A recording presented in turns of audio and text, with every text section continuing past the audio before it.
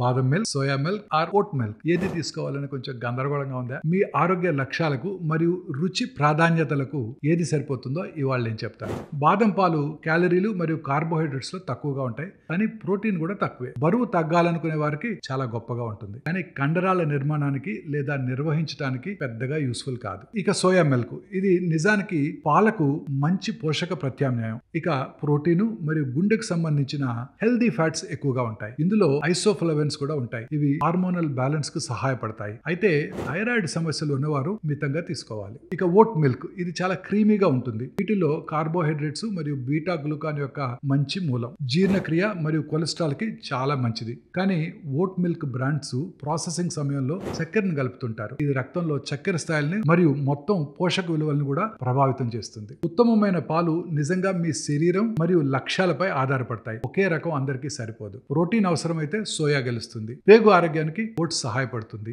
తక్కువ క్యాలరీలు కావాలంటే బాదం మంచి ఎంపిక. ఎల్లప్పుడూ లేబుల్ని మాత్రం తనిఖీ చేయండి. ముఖ్యంగా అదనపు చక్కెరలు, కాల్షియము ఉన్నాయో లేవో జాగ్రత్తగా చూసుకోండి.